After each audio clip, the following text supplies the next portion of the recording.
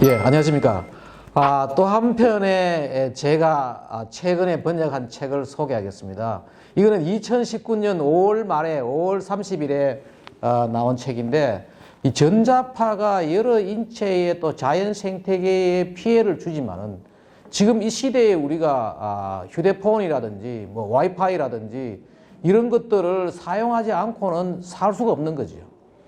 어떻게 하면은 이 전자파에 대한 피해를 최소화할 수 있느냐, 또 사전에 예방할 수 있느냐, 거기에 대한 고민을 하다가 제가 미국에서 아마존에 책을 많이 파는 그 인터넷 서점입니다.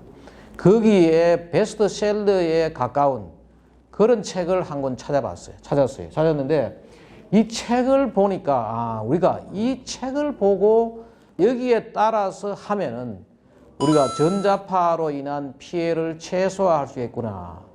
그래서 이걸 제가 이제 번역을 한 거예요. 앞에 있는 전자파 침묵에 보면 전자파로 인한 그 유해성, 일종의 경고성 책이라면은 이거는 바로 뭔가 하면은 전자파로 인해 가지고 생기는 환경성 질환을 우리가 어떻게 예방하느냐. 그래서 이 책의 부제는 바로 뭔가 하면은 무선통신 시대의 건강 안내서예요.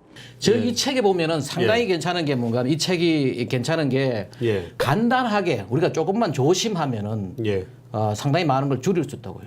특히 이제 문제가 뭐냐면 어린이라든지 또 임산부들이 아주 조심을 해야 되고 지금 최근에 미국 같은 데서는 자폐아 출산이 급증하고 우리나라도 지금 현재 저걸 많이 합니다. 그 자연 임신이 안 되고 인공 수정을 많이 하거든요. 근데 그 중에 많은 것들이 바로 저겁니다.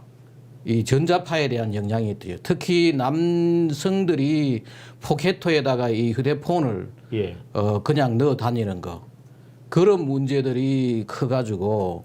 그리고 지금 미국에 그런 이야기가 나오죠. 미국에 임신을 원하는 부부의 6쌍 중에 한 쌍이 불임이다. 인도의 그 뭄바이 청년의 반이 불임이다. 그 얘기가 다 이제 이 전자파 문제고, 그리고 80년대에 미국에서 10,000명당 1명의 이 자폐아가 나왔는데 지난 2016년에는 어떻게 하면은 36명당 1명이에요. 급속히 증가하고 있네. 그게 뭐냐? 그 임산부들이 이제 와이파이에 노출되고 해가지고 공포 조장 아니고 이것을 보면은 특히 이제 우리가 어떻게 하면은 세 가지 우리 개인적으로 쓰는 있잖아요. 휴대폰이라든지 블루투스라든지 이런 것들을 우리가 어떻게 관리해야 되느냐.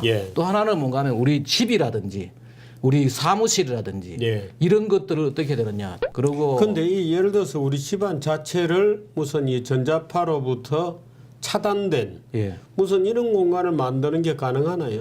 그거는 가능한데 그런 거는 뭔가 하면 전자파 과민증이 걸린 사람들이고. 아니 우리 주택들 보면 막 전기줄 모든 통신회사의 뭐 회선들 완전히 그냥 거미줄처럼 싸고 있는 거 아니에요? 그게 위험하고 저도 그렇게 지난번에 한번 TV조선 시그널 프로에 내가 이제 전문가가 아무도 없으니까 가보니까 거기에 있는 분은 바로 그런 것 때문에 거의 한 사람은 그 전자파 과민증 때문에 엄청난 피해를 입고 그다음에 그 사람은 불빛도 못 보고 이런 지경이 있는 사람이 있어요. 저하고 지난번에 이 책이 나오고 나서 전자파 침묵에 보면 책이 나오고 나서 저한테 학교로 여러 사람들이 전화가 왔어요. 그 어떤 분들은 변압기 가까이에 있는 집에서 하숙을 하다가 모 대학교 대학원생이 보니까 이 전자파 과민증에 걸려가지고 어떻게 해야 되겠느냐.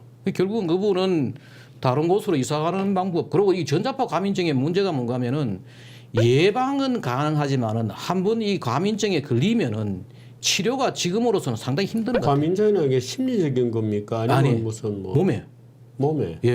피부가 완전히 각질이 생기고 심장이 뛰고 여러 가지 이게 문제가 생기더라고요.